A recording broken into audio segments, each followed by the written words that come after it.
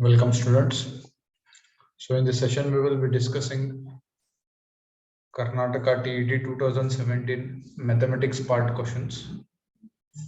So the first question is, which is the largest four-digit number exactly divisible by 88? Okay, exactly divisible by 88. So as we all know, the largest four-digit number is 9, 9 and 9. Okay, 999 is the largest four-digit number. So this is the largest four-digit number. But in the options, we can start selecting the options in the descending order. So the number close to 999 is 9988. So first we will start by simplifying, that is by dividing 999 9988 by 88. So when we divide 9988 by 88, we get the answer as 133.5, which is having a decimal part. So it is not completely divisible. Next, when we divide 9944, okay, the next number which is close to 9,999, we get the answer as 1113. Okay, so 1113 is a natural number and 9944 is divisible by 88. So the largest four-digit number which is divisible by 88 is 9944. So the option 4 is the right option. Option 4 is the right option.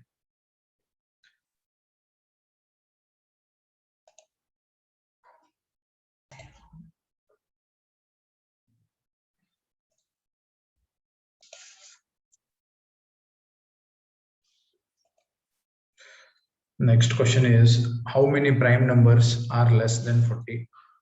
So we all know a prime number is a number which is divisible by 1 and itself. Okay, so a number which is divisible by 1 and itself is said to be a prime number. And then we have composite number. So composite number is a number which is having factors other than 1 itself, other than 1 and itself. So if it is having factors other than 1 and itself, okay, then it is said to be a composite number. So in this question, they have asked us to list out the prime numbers which are less than 40.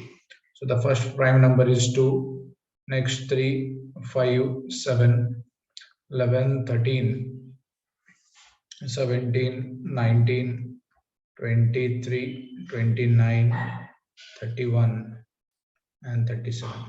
So altogether, there are 12 prime numbers which are less than 40. So the option 2 is the right option. Option 2 gives us the right answer.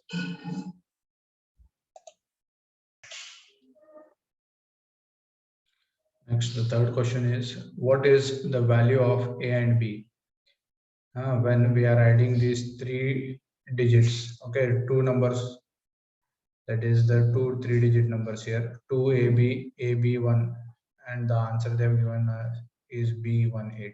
So we need to find out the value of A and B. So simple addition rules we are following here. So first 2AB, we will write it as it is, and then we have A B1. Okay, so here in the answer we can see the unit place digit in the answer is 8, and then we have 1. So the value of B here, if I select it as 7, we get, so when we select the value of B as 7, when we select the value of B as 7, see 7 plus 1, okay, 7 plus 1 will be equal to 8. 7 plus 1 will be equal to 8. So next, I'll keep the value of B as 7 everywhere in the equation. Okay, see here we have B18. So there are three values of B, B and B. So where all there is B, replace it by 7. Next, in the second digit, that is the tens place digit should be 1. So to make the answer as 1 here, we require 4. Okay, so 4 plus 7 will be equal to 11 and 1 borrower. So the value of A should be 4 here. So 2 plus 4 plus 1 will be equal to 7. So on simplifying, we get value of A as 4 and value of B as 7. Value of B as 7. So the option 3 gives us the right answer. Option 3 gives us the right answer.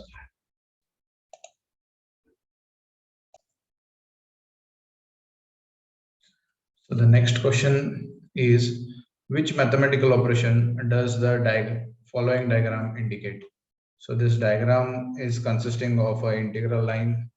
So as we all know, we have 0. The right side values are positive values, and to the left side we have negative values. So now in the figure there are 3 arrow marks. The first arrow mark is starting from 0 and it is ending at 4, that is plus 4. And see, after plus 4 we can see the second arrow mark is starting from plus 4 and ending at minus 3, and in between 4 and minus 3 we can see there are 7 digits, 1 2 3 4 5 6 and 7 digits. So the answer is minus 3. So when we add minus 7 to plus 4, we get the answer as minus 3. And the third arrow mark is commencing from minus 3 and it is ending at 2. So in between minus 3 and 2, there are 1, 2, 3, 4, 5 digits. So we need to add 5. Okay. So we need to add 5 to this equation. So the above diagram can be represented by this equation: plus 4 plus minus 7 plus 5. And out of the given options, the first option is the right option. A very simple example based on the arrow diagrams. Okay. So the next example is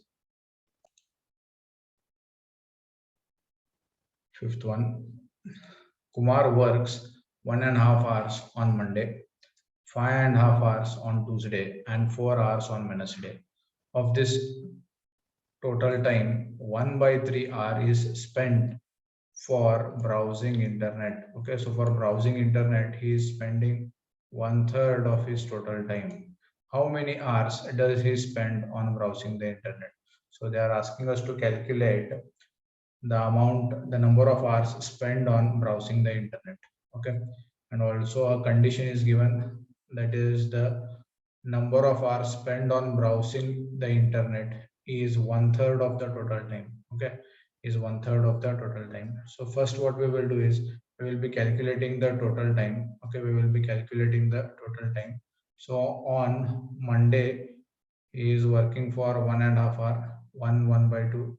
On Tuesday he is working for 5.5 hours, 5.5 hours, and on Wednesday he is working for 4 hours. So when we convert them in improper fraction, so this will be 3/2 plus 5 1/5. It is 5 1/5, 5 1/5. So on simplifying it further, we get 5 5 is 25, 25 plus 1 is 26. So it will be 26/5 plus 4. So on taking the LCM, we get the answer as 10. So this will be 15 plus 52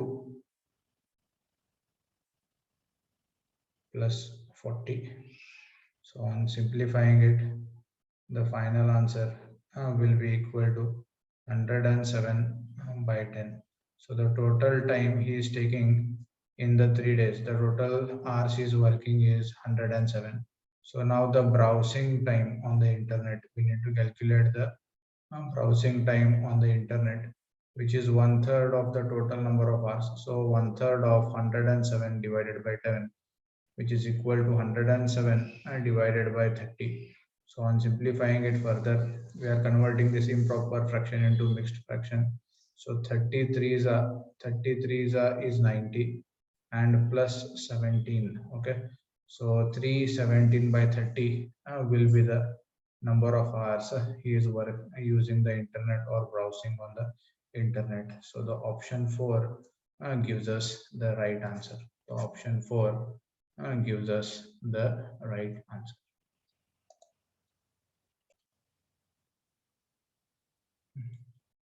Next question. In a class of 60 students, 1 by 4 of the students like to study science, 2 by 3 of the students like to study English, and remaining students like to study mathematics. What fraction of total number of students like to study mathematics? What portion of the total number of the students like to study mathematics? They are asking. Okay, so here we know the total, see the total number of students is 60. Total number of students is 60. So see the number of students, 1 by 4 students are studying science. So 1/4 of the total, that is 60. 1 by 4 of 60 plus 2/3 students are studying English. So 2 by 3 into 60 plus last one and the remaining students. So the remaining students, we don't know the fraction. So for mathematics, I'll consider the fraction as x. So x into 60. So this is the number of students which are studying science. Okay, which are studying science. These are the number of students which are studying English, and these are the number of students which are studying maths. And the total of all the three students, in the class is equal to 60. So on simplifying, 60 by 4, it will be equal to 15. Next, 3 ones are and 3 20s are 20. 2s are, it will be equal to 40 plus 60x will be equal to 60. So on simplifying, we get 60x is equal to 60 minus 55. 60 minus 55 is equal to 5. So 60x is equal to 5, or on simplifying, we get x is equal to 5 upon 60, which on simplifying further, we get 5 ones are and 5 twelves are. So the number of students, or the fraction of students which have taken to study mathematics, will be 1 by 12. So the option 1 gives us the right answer. So x value is equal to 1 by 12. So in this question, the fraction of students studying science and English is given. For mathematics, we are considering the fraction as x, and we are calculating the value of x, which is equal to 1 by 12.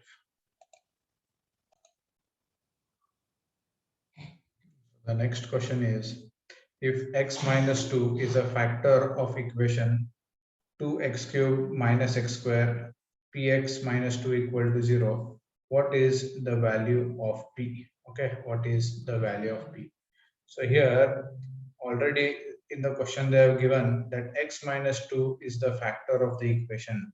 Okay, so when say x minus a, if x minus a is a factor of a given polynomial p of x, yeah, is the polynomial, okay, is the factor of the polynomial p of x. So if x minus a is the factor of p of x, then on substituting x, when we replace x with a, we get the answer as 0. So this is the condition when the factor is, when x minus a is the factor of the polynomial p of x. So when x minus a is the factor of the polynomial p of x, then p of a will be equal to 0. So using this condition, see x minus 2 is equal to 0. This implies x is equal to 2. Okay. So in the given polynomial p of x, see the given polynomial is 2x cubed minus x square plus p of x, sorry, minus p of x. It's minus p of x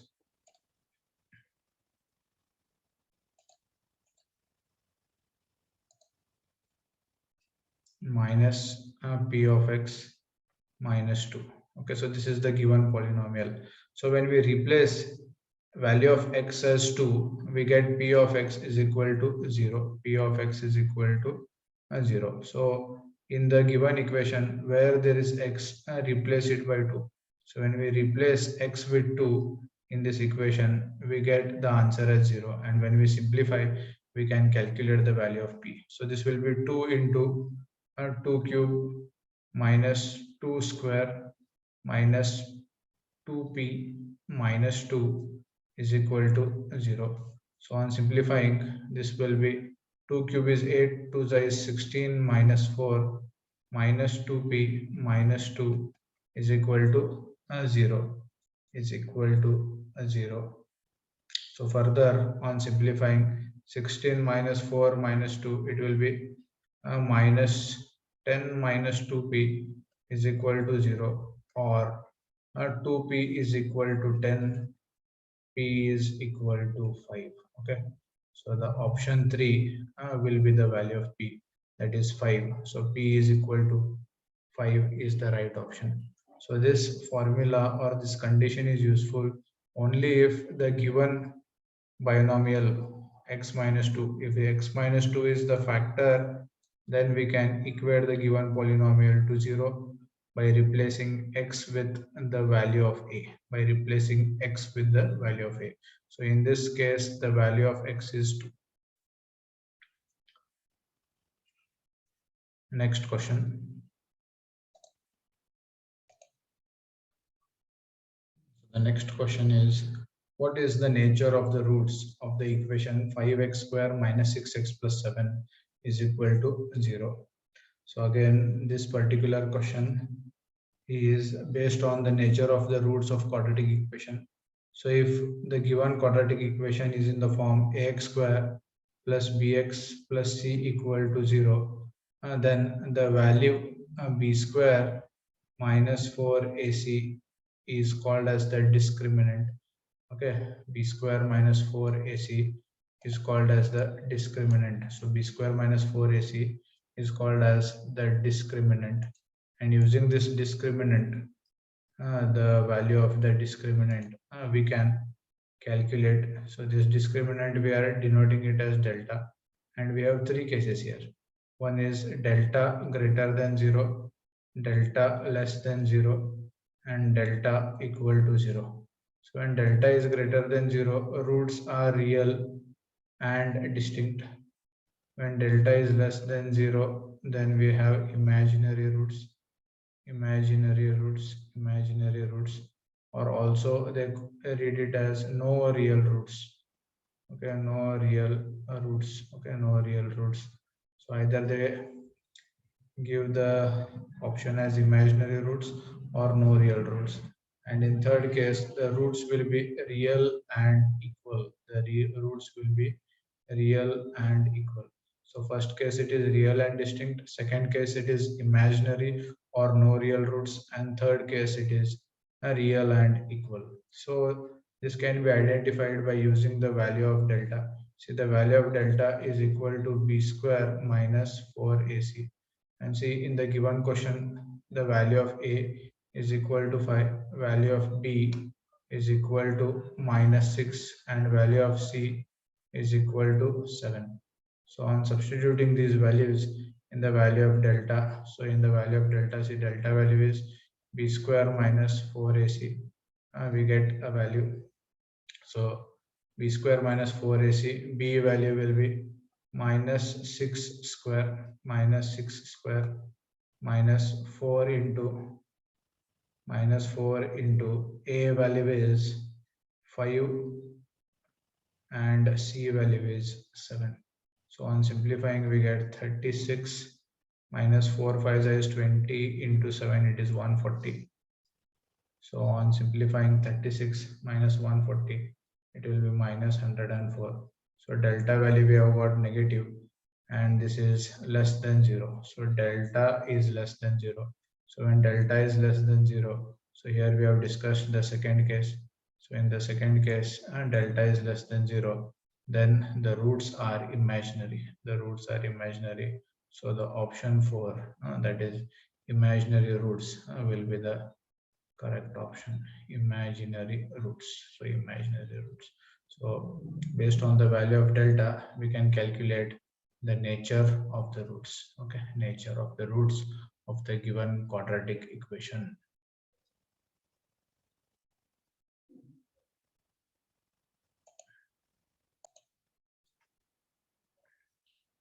So the next question is, if 2a is to 3b and 4b is to 5c, then a is to c is. So already the ratio between A and B is given and the ratio between B and C is given. They are asking us to calculate the ratio between A and C. They are asking us to calculate the ratio between A and C. So see, from the first given ratio, that is, see, from the first ratio 2A is to, we have 3B. So I will calculate the value of B. So the value of B in terms of A, it will be 2 by 3a. Okay, 2 by 3a. So b will be almost equal to 2 by 3a, and this value we need to substitute in the second equation, that is 4b is to 5c. So in place of b, I am substituting the value 2 by 3a is to 5c. So on simplifying, 4 to is 8. 8 by 3a is to 5c, or on simplifying it further, a by c will be equal to, multiply this, so it will be 3 by 8, and on simplifying we get 15 by 3 is 15, 15 upon 8. Okay, so a is to c will be 15 is to 8, and the option 2, okay, option 2 will be the right option. So the option 2 will give us the correct answer. Option 2, that is 15 is to 8. 15 is to 8.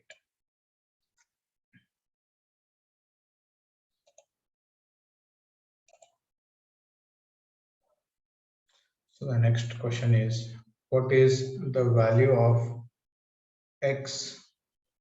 What is the value of x in the given geometrical figure?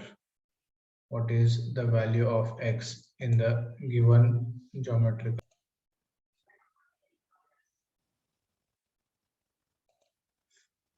So the question number 100 we will be discussing first.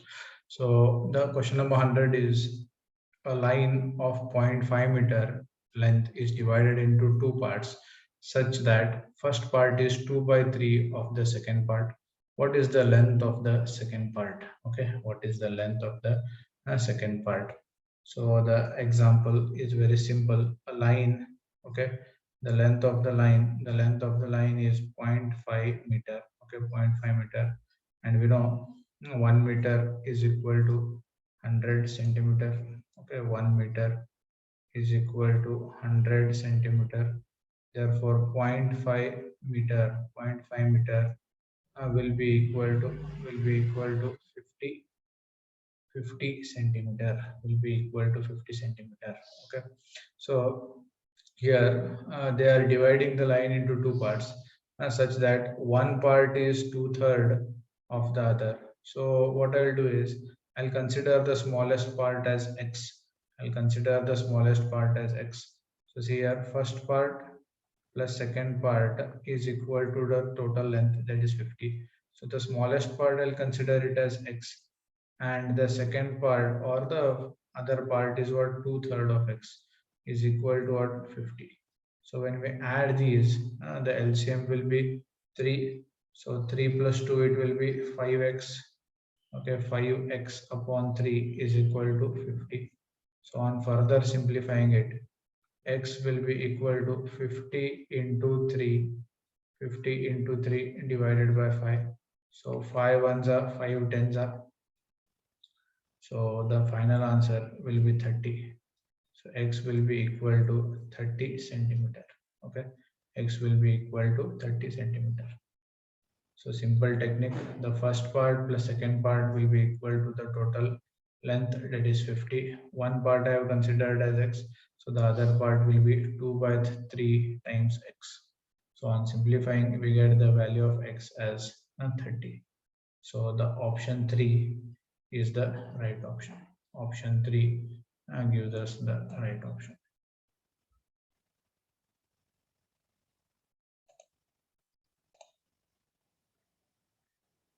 Now we will be discussing the question number 101. What is the value of x in the given geometrical figure? Okay, in the given geometrical figure. So for a given rectangle, okay, for a given rectangle, for a given triangle, say ABC is the given triangle. ABC, ABC is the given triangle. So when we extend one of the side, the angle formed here is called as the exterior angle. It is called as the exterior angle. And then we are using the property or the theorem in triangle, that is exterior angle is sum of interior opposite angles. So this angle is not the opposite angle. So these two angles will be interior angles and they will be opposite to the exterior angle. Okay, so using this theorem, we can write this as 110 is equal to 70 plus x. Okay, 110 is equal to 70 plus x, or x is equal to 110 minus 70. So here 110 is the exterior angle and these are the two interior angles, okay, interior opposite angles. So always the exterior angle is equal to sum of the two interior opposite angles. So 110 will be equal to 70 plus x.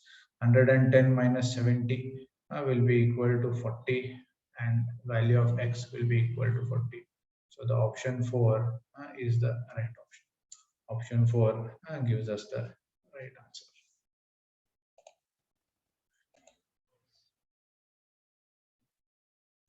The question number 102.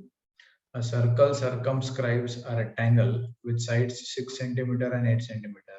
What is the circumference of the circle? What is the circumference of the circle? So first we'll try to understand the question. So there is a rectangle. Okay, there is a rectangle. And then a rectangle, it is okay, a circle is what circumscribing a rectangle. Okay, it is circumscribing a rectangle. So the ends of the rectangle are touching the circle. So this is the rectangle A, B, C, and D. So when we connect AC, this AC will be the diagonal of the circle. AC will be the diagonal of the circle. So in the question already they have given the length and breadth. So one of the side is 6, another side is 8. So in rectangle, we know the opposite sides are equal and the angle is equal to 90 degree. Okay. So here we need to calculate the circumference of the circle. To calculate the circumference of the circle, we require the value of the radius. We require the value of the radius. So here, first what we will do is, we will be considering, see in rectangle, in rectangle ABCD, in rectangle ABCD, I say the AC square using Pythagoras theorem. AC square will be equal to AD square plus DCD square. Okay, CD square. So when we simplify, AD value is 6. So 6 square and BCD value is 8 square. So 6 square plus 8 square will be 36 plus 64, 64 which is equal to 100, and square root of 100, AC will be equal to 10. AC will be equal to 10. So AC square is equal to 100. So AC will be equal to 10. So AC is the diameter now. So diameter, radius is half of diameter. So d by 2. So 10 by 2 will be equal to 5. So the value of radius will be equal to 5. Now we can easily calculate the circumference. Circumference value is 2 pi r. Okay, 2 pi r. So 2 into pi value is 3.14, and r value is 5. So this will be equal to 10 into 3.14. So on simplifying it further, we get 31.4 centimeter, and the option 2 gives us the right option. So in this case, first we are calculating the value of the diagonal AC. We are calculating the value of the diagonal AC, and using the value of the diagonal AC, we are calculating the radius. And by using the formula for circumference of the circle, C is equal to 2 pi r, we are calculating the circumference. Okay, so pi value, we need to consider it as 3.14. So in some cases, we make use of 3.14, or we make use the fractional value, that is 22 by 7. So the option 2 gives us the right answer here.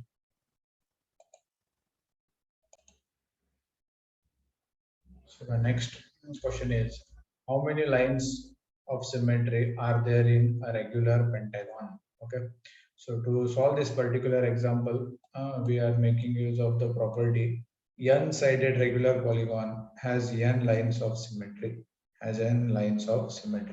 That is, if the regular polygon is having 3 sides, then it will have 3 lines of symmetry. If it is having 4 sides, then it will have 4 lines of symmetry. But in the question they have asked us pentagon. So pentagon, we know it is a 5-sided figure.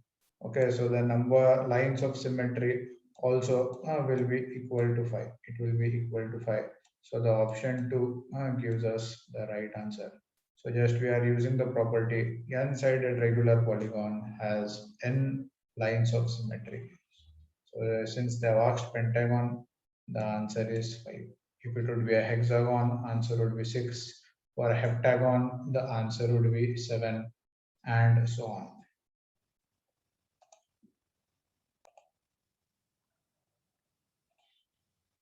Next question, a very important one and a tricky question. Say average daily rainfall during first 30 days of July was 1.5 mm. However, so much rain fell on 31 July that average daily rainfall for the month of July was 22 mm. What is the rainfall on 31st July? Okay, what is the rainfall on 31st July? So we need to understand the concept of average here. So average is equal to sigma x divided by n. That is the sum of the number of scores on each day divided by the number of days in this case. So this sigma x is the total number, that is the sum of all the daily rainfalls and divided by the number of days in this case. So first we'll try to understand the question and then make use of the formula for average, that is sigma x upon n. So pay attention here. So up to the 30th day. So in month of July, there are 31 days. So from day 1 to the 30th day, they have given the average as 1.5 millimeter. They have given the average as 1.5 millimeter. And again from the day 1 to the 31st day, that is, they have given the average as 2 millimeter. They have given the average as 2 millimeter. They are asking us what was the rainfall on 31st. What was the rainfall on 31st July? Okay, what was the rainfall on 31st July? So average of 30 days is given to us, as well as average of 31 days is given to us. So see the first average here in the first case, that is A1. A1 is equal to sigma x. Okay, sigma x1 upon n, I will write upon n. So see, first average is for 30 days. So 1.5 is the average. 1.5 is equal to sigma x1 divided by 30. So when we simplify, we get the sigma x1 value as 30 into 1.5, which is equal to 15. Okay, which is equal to 15. Okay, 3 is 45. So the value of sigma x1 is equal to 45. Next, we are calculating the average of 31 days. The average of 31 days. So again, apply the same formula. A2 is equal to sigma x2 divided by n. So a2 it is 2, sigma x2 you keep it as it is, and n value is 31 because the number of days are 31. 31 into 2, it is equal to 62. So 62 is sigma x2. Okay, sigma x2. So now see the total amount, that is the total sum of the daily rainfalls for 31 days is 62, and up to the 31st day it is 45. So on 31st the rainfall will be equal to 62 minus 45. 62 minus 45. So 62 minus 45 will be equal to 77 millimeter. Will be equal to 77 millimeter. Okay. So what we are doing is first we are calculating the total rainfall on for 30 days, and then we are calculating the total rainfall for 31 days. So when we subtract 31 minus 30, we will get the rainfall which has occurred on the 31st day, and the answer we are getting is 17 millimeter. So the option 4 is the right option. Option 4 is the right option.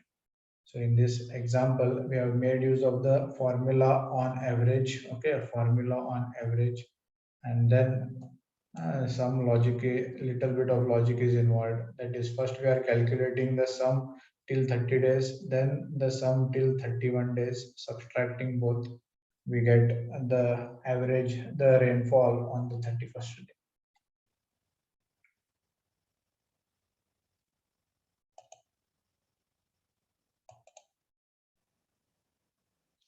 So the next question is, in a class, 40% of students offered Kannada, 25% offered Sanskrit, and 10% offered both.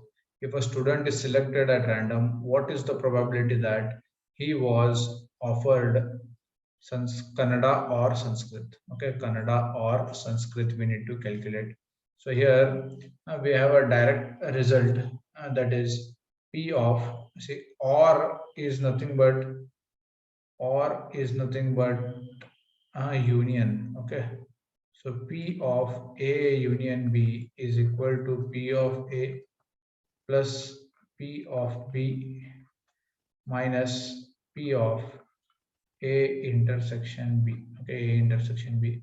So all the three values are given. Here P of A value is 40%, P of B value is 25%, and 10% is offering both, that is A intersection B. So on substituting the values, we get, say, P of A union B is equal to, the value of P of A is 40%. So 40 by 100, okay, plus next is 25%, that is 25 by 100, and then minus 10 by 100. So on simplifying, we get 40 plus 25 is 65. 65 minus 10 is 55 upon 100, and on simplifying, okay, it will be 11 upon 20. So the option C is the right option. So we need to remember the formula. P of probability of A union B is equal to P of A plus P of B minus P of A intersection B. P of A intersection.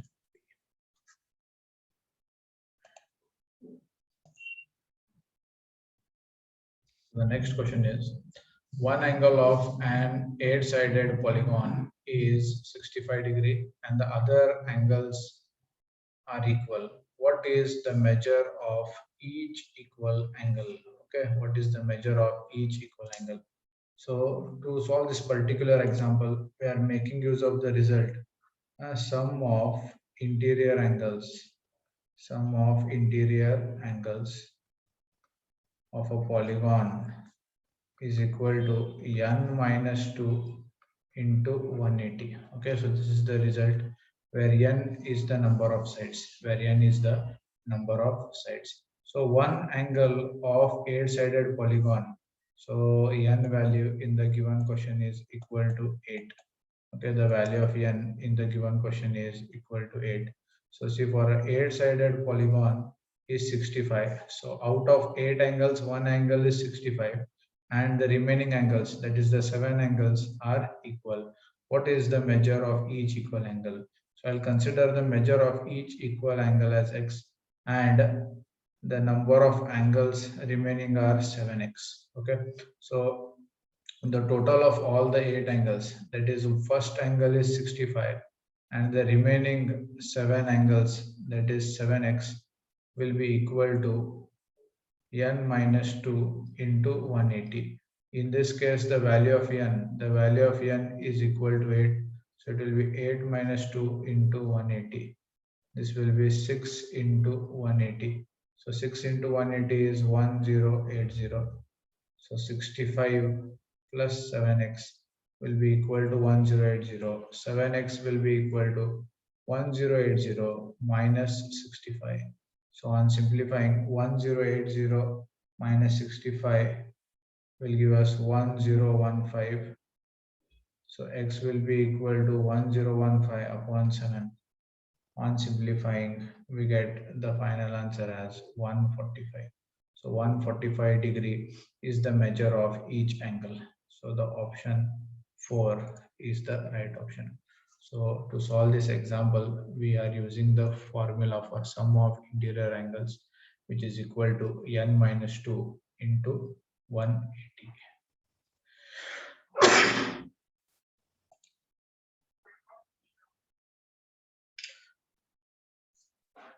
Next question, what is the perimeter of semicircular plate of diameter 10 centimeter? So here we need to calculate the perimeter of the semicircular plate. So a semicircular plate is of the type, the semicircular plate is of the type, see, pay attention here. So it is consisting of half circle plus this diameter. Okay. So this region is half of the circumference of the circle, that is pi r, and this complete straight line is nothing but the diameter of the circle. So the perimeter of the semicircular plate of diameter 10 centimeter will be equal to. So first I will be calculating the value of pi r. Okay, value of pi r. So the value of pi r will be. So see here, diameter is 10 centimeter. So a radius will be equal to 10 upon 2. 10 upon 2 will be equal to 5 centimeter. So 3.14 into 5. Okay, 3.14 into 5.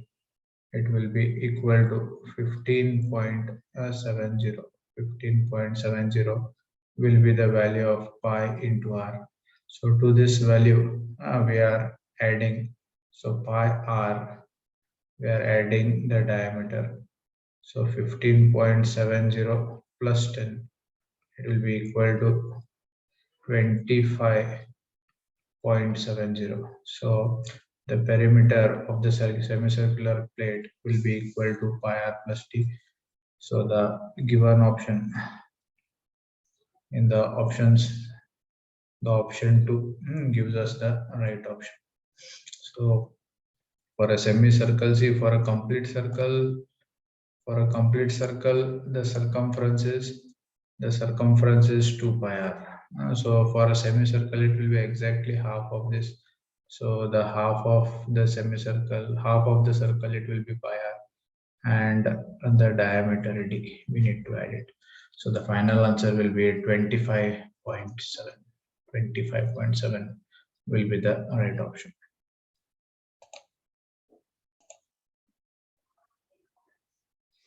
So next question, what is the area of the field from the following data?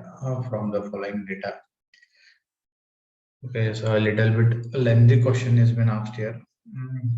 Actually, we need to draw a figure first. For the given information, we need to draw a sketch. So here, first we need to draw a straight line. So this straight line indicates the values from A to G. So A to G, and its total length, you can see, it is equal to A to G. Its value is equal to 120. Okay, is equal to 120. Next, so we need to draw a line of 50 and then a line of 30 and then a line on a left of 40. So name the points. This is point H and then point F. This is point B. So when we join all these points, we get a figure somewhat. We get two triangular regions. See here we are getting two triangular regions. Next, a trapezium and another triangular region. Okay, another triangular region. So this is the region we are getting. So here we are getting five regions. That is the first region, next second region, third region, fourth region, and fifth region. So all the values are been given here. So using the values, we need to calculate the areas of this smaller region. The sum total of all these areas will give us the final answer. So here we require two formulas. First one is area of triangle. We know the area of triangle is given by half base into height, and then area of trapezium, it is 1 by 2. Okay, height into a plus b, so for the second we require the formula 1 by 2 h into a plus b. So first area, that is a1. Okay, a1 will be half base into height. So the base of this is, okay, base of this is 30. Okay, base is 30 and height is 50. So on simplifying, the area a1 will be equal to 750.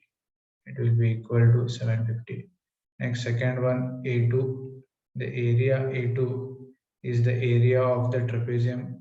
So the area of the trapezium will be 1 by 2, 1 by 2. Again, see, for the trapezium, it is from the point 30, up to point 100. So 100 minus 30, the difference will be 70. The difference will be equal to 70. And the difference will be equal to 70. And then on simplifying, we get further. Okay, so on simplifying, we get 70 here, 70, and sum of the heights 50 plus 30, it will be equal to 50 plus 30, which will be equal to, so see here we are getting the height as 75, and the sum of the parallel sides. So the first parallel sides will be 50, the next parallel side is 30. So 50 plus 30, it will be equal to 80. And on simplifying, we get 2800. Similarly, A3 is area of triangle. So directly we get the area of triangle as half. So in this case, half 20 into 30, which is equal to 300, Next, A4, that is the fourth part. So here the height is 40, and the base is 60. So 40 into 60, which will be equal to 1200. And A5 is also same. So it will be 1 by 2, 40 into 60, which is equal to 1200. So on simplifying and taking the total, we get 6250. So 6250 is the final answer. So the option 1 gives us the final answer. So this is the sum total of all the 5 smaller regions: first, second, third, fourth, and fifth. 4 regions are triangular regions where we are using the formula half base into height, and one of the region is a trapezium. Second region is a trapezium. There we are using the formula half h into a plus b. A and b value is 50 and 30. H value is the height. Height value is 70. So by using the formula and taking the total of all the areas, we get the final answer as 6250. 6250 is the right option.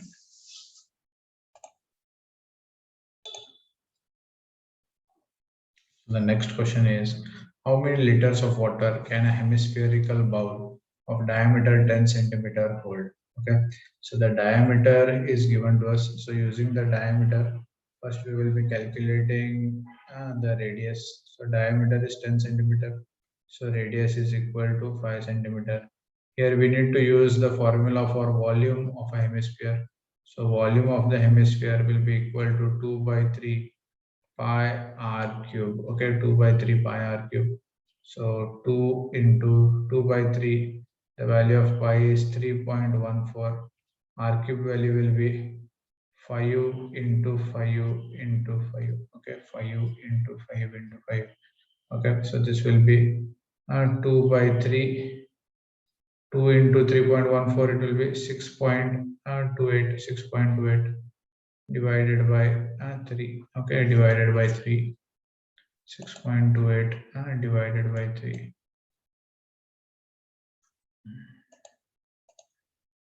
And then on simplifying, 3 into 125. So 3 ones are, when we divide 125 by 3, the answer we get is 41.66.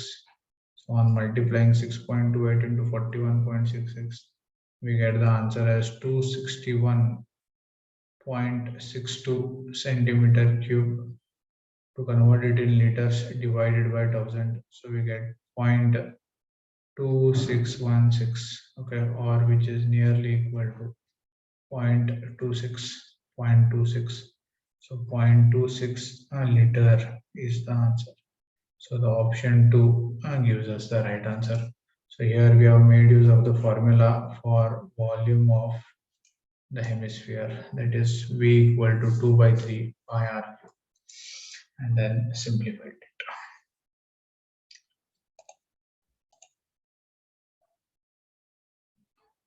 So the next question and the final question, final numerical question here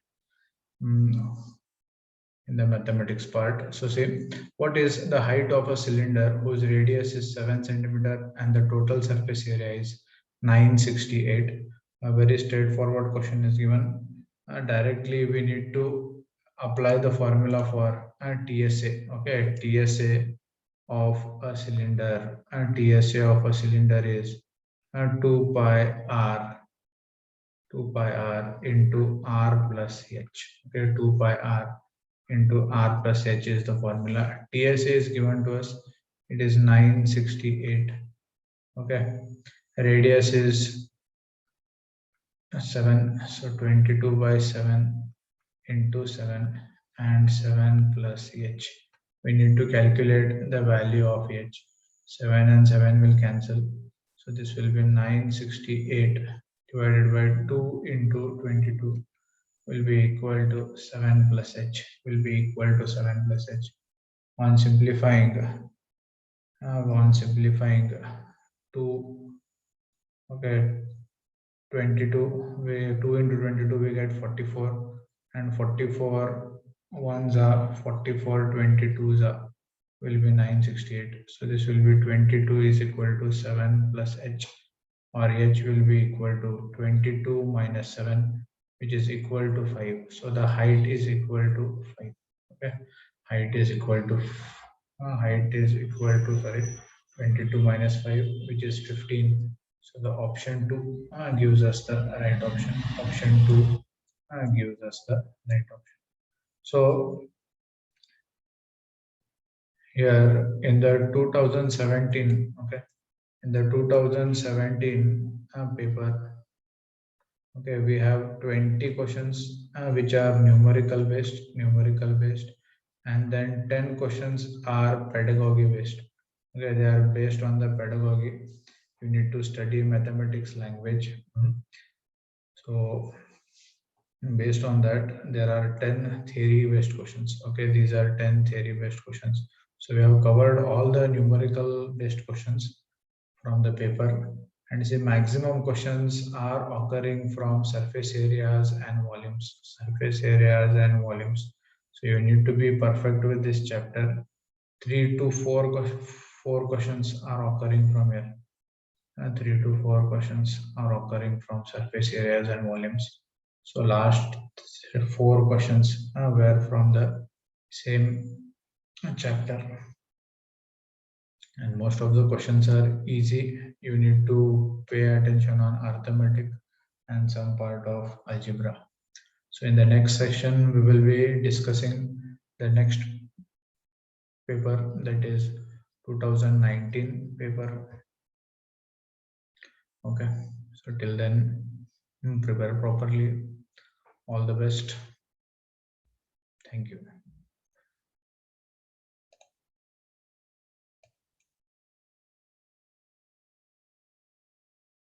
And if you have understood all the solutions, please like and subscribe our channel, YouTube channel. The next videos will be uploaded soon.